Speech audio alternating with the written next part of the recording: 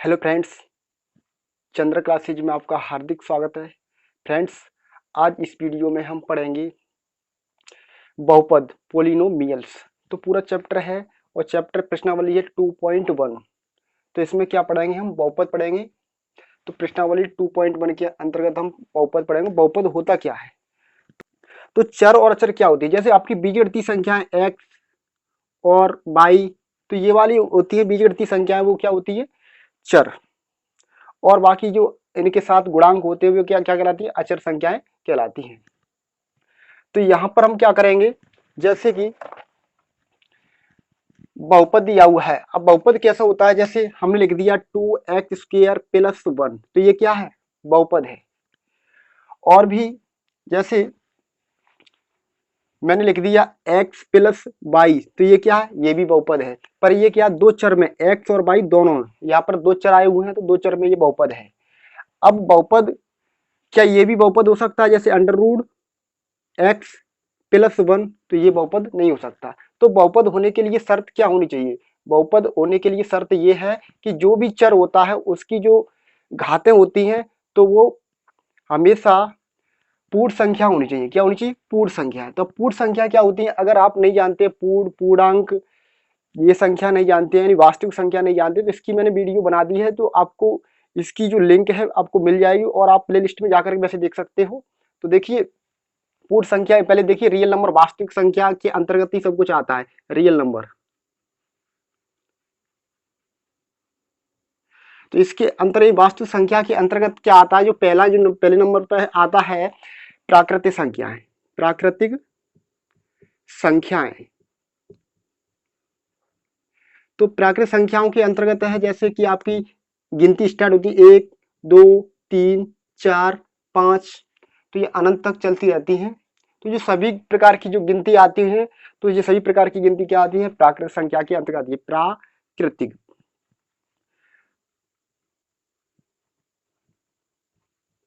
तो प्राकृतिक संख्याओं के अंतर्गत क्या क्या आती है, गिनती आती है। और नंबर 2 है आपका, प्राकृतिक संख्या बाद है पूर्ण संख्याएं। पूर्ण संख्याएं, तो पूर्ण संख्या क्या होती है, यानी प्राकृतिक संख्या में अगर जीरो को शामिल कर दिया जाए तो पूर्ण संख्या हो जाएंगी। तो ये वाली जो पूर्ण संख्या है, तो ये आपको आना चाहिए। पूर्ण संख्या क्या होती है, यानी जो जीरो और प्लस वाली सभी संख्याएं, तो ये क्या कहलाएंगी, पूर्ण संख्या कहलाएंगी। तो हमारे जो भी चर होते हैं उनकी जो घातें होती हैं क्या होनी चाहिए, पूर्ण संख्या होनी चाहिए। तो क्या क्या कहलाएगा, बहुपद कहलाएगा। दूसरा और तीसरे नंबर पर है पूर्णांक। तो पूर्णांक क्या होते हैं, यानी जीरो और ये वाली संख्या है 1 2 3 और अनंत तक प्लस वाला अनंत। और इधर भी -1 -2 और माइनस अनंत तक, ये क्या है, पूर्णांक है सभी। तो ये पूर्णांक होते हैं। और इनके अंतर्गत पूर्णांक के अंदर भी आती है परिमेय संख्या, अपरिमेय संख्याएं भी आती है इनके अंदर। तो वो भी क्या है, वास्तविक संख्या का ही पार्ट है। तो पूर्ण संख्या है ये क्या है, पूर्ण संख्या है। तो ये पूर्ण संख्या है, तो ये हमारी चर है, उसकी घात होनी चाहिए। तो चलिए हम देखते हैं, जैसे कि कोई और बहुपद है, तो बहुपद हम कैसे देखेंगे। जैसे हमने यहाँ पे लिख दिया x + 1, तो ये क्या है, ये बहुपद है, क्योंकि यहाँ पर जो चर है x की घात कितनी है, 1। जब कोई घात नहीं होती है तो वहां कितनी मानते हैं, 1 मानते हैं। और एक क्या हमारी जो पूर्ण संख्या है, 0 1 2 3 4 और प्लस अनंत तक, यानी प्लस की सभी संख्या होनी चाहिए। यानी जो हमारी घात है ना तो माइनस में होनी चाहिए और ना ही ऋणात्मक और ना ही भिन्नात्मक होनी चाहिए, और ना अंडर में होनी चाहिए। ठीक है, तो x की घात कितनी, 1 है। तो ये क्या है, पूर्ण संख्या से बिलोंग करती है। और अगर जीरो भी आ जाए, जैसे x की घात हम करते हैं 0, तो किसी की अगर घात 0 होती है तो उसका मान कितना होता है, उसका मान 1 होता है। तो यहां पर हम ये समझे कि √x है, तो इसका मतलब अंडर का मतलब होता है x की घात 1/2। कितनी हुई x की घात, जैसे y है वो भी अंडर में, तो इसकी घात कितनी है, इसकी घात 1/2। तो 1/2 क्या, ये भिन्नात्मक संख्या होगी। तो ये भिन्नात्मक संख्या है, तो ये क्या है, बहुपद नहीं कहलाएगा। तो बहुपद होने के लिए शर्त ये है कि पूर्ण संख्या होना जरूरी है। अब हमारा जो बहुपद होता है, क्या मैंने यहाँ लिख दिया 5। अब ये पूछा जाए बताइए ये बहुपद है? तो हमने ये क्या बताया, जो चर होती है उसकी घात पूर्ण संख्या होनी चाहिए। तो यहाँ पे चर है नहीं है, तो अगर हम चर मान सकते हैं यहाँ, देखिए ऐसे मान लीजिए 1 है, इसके गुणा में हम 1 कर दें तो कितना रहेगा, 5 6 5 5 ही तो रहेगा। तो इसका मतलब ये है, ये 1 का मान कितना है ये भी रख सकते हैं, यानी 5 गुणा एक्स की घात 0। तो इसका मल्टीप्लाई करें तो 5 एक्स की घात 0। तो यहाँ ये x आ गई, तो x की घात कितनी है, 0 है। तो ये क्या कहलाएगा, बहुपद कहलाएगा। क्या है, बहुपद है। तो ये बहुपद है। और जैसे हमने लिख दिया 7, ये क्या, ये भी बहुपद है। हम ऐसे भी तो लिख सकते हैं y की घात 0, और किसी की घात 0 का मतलब 1, उसका मान कितना होता है, 1 मान होता है। अब चलिए बहुपद के टाइप भी देखते हैं। अब जैसे आपका बहुपद आ गया x प्लस 1, तो ये कैसा बहुपद है, तो एक चर में यहां पर जो x आया है तो इसको बोलेंगे एक चर। अगर ऐसे आ जाए x प्लस वाई तो ये कितने हो गए, 1 और 2, यहां पर क्या, 2 चर में बहुपद है। और ऐसे आ जाए x plus Y plus Z, तो ये क्या, 3 पद में बहुपद है। अब पद का क्या होते हैं, जैसे यहाँ पर प्लस का चिन्ह और माइनस का चिन्ह होता है, वहां से अलग होते हैं, वो पद कहलाते हैं। जैसे 2x प्लस 5, तो यहाँ पर कितने पद हैं, 1 और 2। चलिए देखो पहले प्रश्न में क्या दिया हुआ है, निम्नलिखित व्यंजकों में कौन कौन एक चर में बहुपद है और कौन कौन नहीं है, कार्ड के साथ अपने उत्तर दीजिए। तो यहाँ पर हम देखते हैं ये बहुपद लिखा हुआ है यहाँ पर 4x² माइनस 3x प्लस 7। तो यहाँ पर इसकी घात देखिए, x की घात 2 है ना, और यहाँ पर कितनी x की घात 1 है, और यहाँ पर x की घात कितनी 0 है। तो इसका मतलब x की घात क्या है, पूर्ण संख्या है। क्या है, x की घात पूर्ण संख्या है। तो ये क्या है, बहुपद होगा, यानी x की घात 2 1 और 0। तो ये क्या है, यानी x की घात पूर्ण संख्याएं हैं।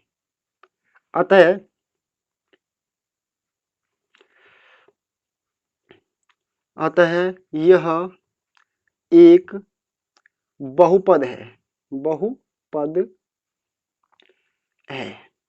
अब बहुपद है तो कौन सा बहुपद है, तो देखिए 1 2 3, तो ये त्रिपदी बहुपद है। कौन सा, त्रिपदी बहुपद, त्रिपदी बहुपद। और इसे देखिए यहां पर बाई है नहीं है ना, जैसे हमने कहा बाई की घात देखो 0 लगा सकते हैं, क्योंकि किसी से एक का मल्टीप्लाई कर सकते हैं। तो यहां √2 है, तो अगर बाई पर √ होता तो ये बहुपद नहीं होता, क्योंकि ये तो √ ओनली संख्या पर है, अचर संख्या पर है। तो ये क्या बहुपद है, बाई की घात कितनी है, 2 है, और 2 क्या है, पूर्ण संख्या है। तो पूर्ण संख्या ये क्या है, बहुपद है। तो ये भी दूसरा वाला जो प्रश्न है ये क्या है, बहुपद है। तो यहाँ पर बाई की घात कितनी है, बाई की घात 2 है, अतः यह एक, अब कौन सा बहुपद है, द्विपदीय बहुपद, एक द्विपदीय बहुपद है, द्विपदीय बहुपद है। तो पदों को कैसे गिनते हैं, देखिए यहां से जो प्लस का चिन्ह होता है और माइनस का वहां से अलग होते हैं, 1 और 2। जैसे ये यहां पर देखो अपना जो चर क्या है, चर t तो है। अब t की पावर देखनी है, यहाँ पर t की पावर कितनी, 1 है, यहाँ पर t की पावर कितनी है, √ का मतलब होता है 1/2। तो इसका मतलब है जो t की पावर कितनी है, 1/2। तो ये क्या है, बहुपद है नहीं है, क्योंकि हमने बताया ये पूर्ण संख्या होनी चाहिए, 0 यानी दिख रहा होगा, तो 0 1 2 3 ये पूर्ण होनी चाहिए, ना तो भिन्नात्मक होनी चाहिए और ना ही ऋणात्मक होनी चाहिए। बहुपद होने के लिए जो चर होते हैं उसकी घातें, तो इसकी चर की घात कितनी है, 1/2 है। तो यह क्या है, बहुपद नहीं है, बहुपद नहीं है। इसे चेक करिए, यहां देखो बाई की घात 1 तो है, 1 है प्लस, अब इस बाई को हम ऊपर ले जाएंगे देखो अभी घात कितनी 1 है। अब इससे y को हम ऊपर ले जाएंगे तो इसकी घात कितनी हो जाएगी, -1 हो जाएगी। और 2 पहले से ही है तो 2 लगा दीजिए। अब y घात कितनी होगी, ऋणात्मक आ गई। यहाँ y घात कितनी आ गई, यानी जो चर है उसकी घात कैसी आ गई, ऋणात्मक आ गई। इस वजह से ये क्या है, ये भी बहुपद नहीं है।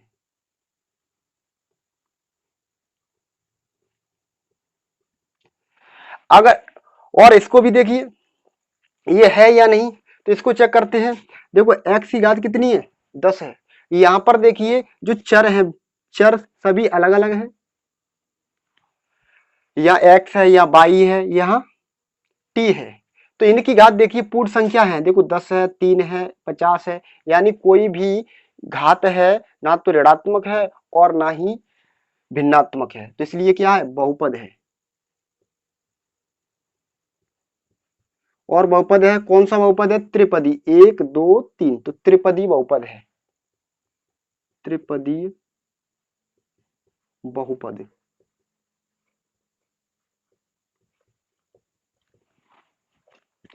चलिए अब नेक्स्ट प्रश्न देखते हैं। तो चलिए फ्रेंड्स देखिए, जो दूसरे का प्रश्न है उसमें क्या पूछा है, एक्स स्क्वायर का गुणांक। तो एक्स स्क्वायर का गुणांक, तो ये बहुपद है। इसको चाहो तो क्रम से लगा सकते हैं, पहले एक्स स्क्वायर लिखेंगे फिर ये फिर ये। तो ये पूछा गया है निम्नलिखित में से प्रत्येक में एक्स स्क्वायर का गुणांक लिखिए।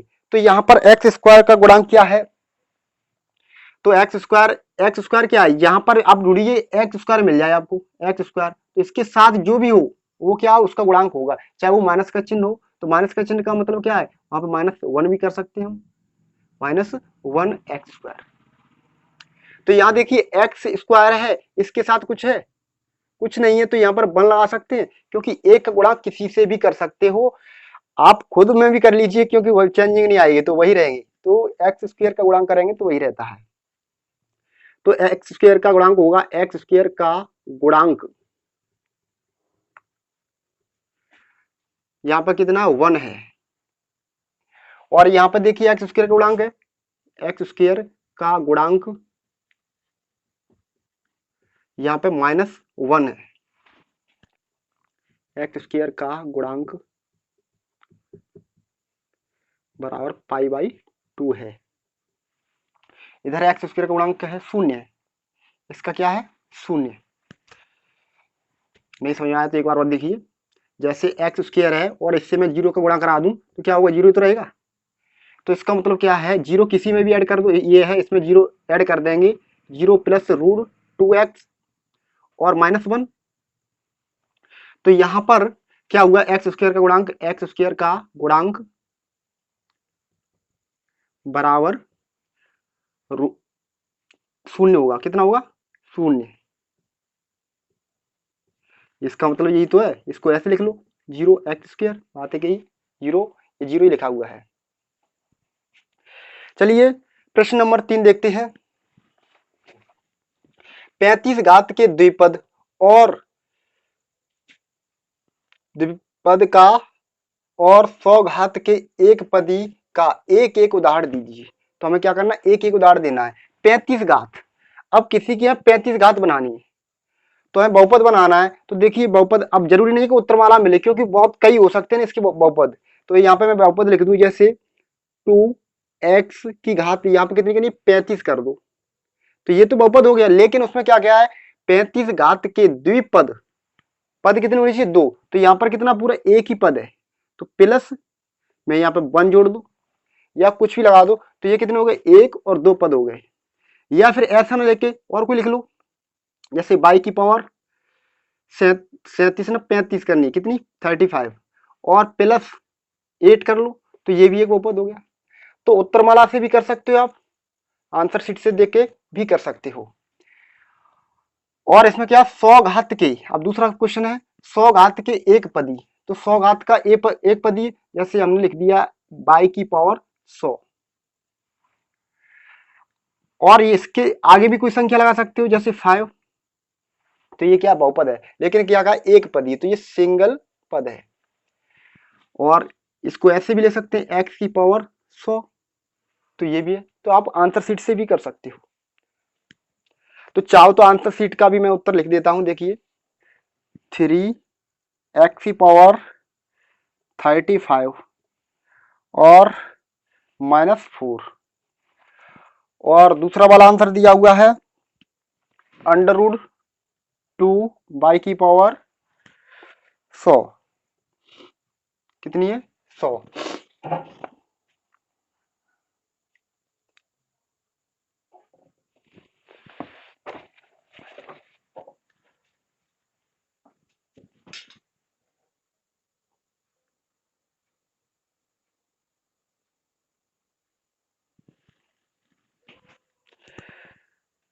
चलिए फ्रेंड्स, नेक्स्ट प्रश्न देखिए। तो नेक्स्ट चौथा है, उसमें क्या है, निम्नलिखित बहुपदों में से प्रत्येक बहुपद की घात लिखिए। क्या लिखना है? प्रत्येक बहुपद की घात। तो घात क्या होती है? जो बड़ी घात है तो वो एक्स की या वाई की या जो भी होती है चर की घात है, बहुत होती है, लेकिन जो बड़ी होती है उसी को हम देखेंगे। जैसे कि यहाँ पर ये लिखा हुआ है बहुपद, इसकी घात कितनी है बोलो। यहाँ देखो एक्स की घात कितनी है? 1 है। यहाँ पे कितनी एक्स की घात? 2 है। यहाँ पे एक्स की पावर कितनी है? 3 है। तो इसकी जो घात पूरी मानी जाएगी, सभी को ऐड नहीं करेंगे, जो बड़ी घात होती है तो वही लिखेंगे। ठीक है, तो बड़ी घात कितनी है? एक्स की घात 3 है ना, एक्स की घात 3।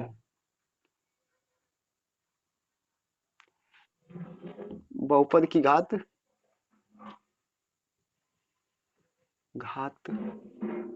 3 है। तो इसकी देखिए, यहाँ पर बाई की घात कितनी है? 2 है। यहाँ पर बाई की घात कितनी है? 2 है। तो बहुपद की घात कितनी है? 2। इसकी देखिए, यहाँ पर टी की घात कितनी है? 1 है। तो इसकी कितनी? 1 है। यहाँ तो भाई यहाँ पर टी है नहीं है, देखो टी है तो, लेकिन उसके बाद 0 है, तो 0 को हम नहीं मानेंगे, क्योंकि जो बड़ी घात हमें लेनी है ना, इस वजह से। यहाँ देखिए, यहाँ पर कोई एक्स वाई जेड कुछ है नहीं है, तो मान लीजिए एक्स, मान लीजिए एक्स की पावर कितनी है? 0 है। तो ये कितनी होगी? 0 होगी। चलिए फ्रेंड्स, देखते हैं पांचवा प्रश्न है। तो पांचवा प्रश्न में क्या है, तो इसमें पूछा गया, बताइए कि निम्नलिखित बहुपदों में कौन कौन बहुपद रैखिक हैं, कौन कौन द्विघात हैं और कौन कौन त्रिघात हैं। यानी आपको बताना है रैखिक और द्विघात और त्रिघात बहुपद बताना कौन कौन से हैं। तो देखिए, यहाँ पर एक्स की घात कितनी है? 2 है। तो यहाँ पर जो बड़ी घात होती है उसके अनुसार ये बताते हैं ये रैखिक है या त्रिघात है या द्विघात बहुपद है। तो यहाँ पर देखिए 2 घात है, तो इसको बोलेंगे द्विघात बहुपद है। ये कौन सा है? द्विघात बहुपद। द्विघात बहुपद। और यहाँ देखिए, यहाँ पर x की घात कितनी है? 3 है ना, और यहाँ पर 1 है। तो जो बड़ी घात होती है वही होता है। तो ये क्या है? त्रिघात बहुपद है। इसको क्रम से लिख सकते हैं, आगे भी लिख सकते हैं, इसको ऐसे लिख सकते हैं -x³ + x। तो ये कौन सा है? त्रिघात बहुपद।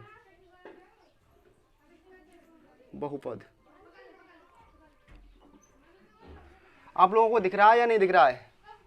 और इसे देखिए, यहाँ पर बाई की घात 2 है, तो इसको ऐसे लिख सकते हैं y² + y + 4। तो यहाँ पर देखिए बाई की घात कितनी है? 2 है ना, तो बाई की घात 2। तो ये कौन सा है? त्रिघात, ये द्विघात बहुपद है। यहाँ बाई घात कितनी है? 2 है, तो द्विघात बहुपद। द्विघात बहुपद।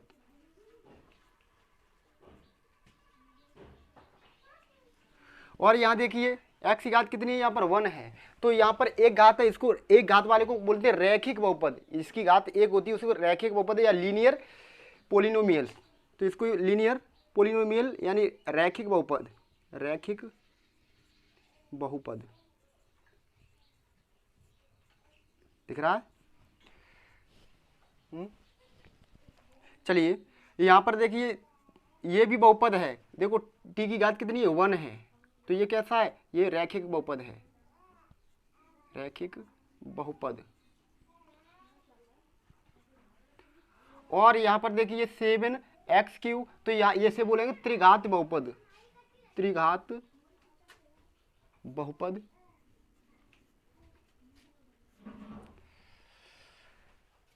चलिए फ्रेंड्स, अब लास्ट में हम अब दूसरी एक्सरसाइज करेंगे और दूसरी वीडियो में आपको देखने को मिलेगा। Thank you for watching.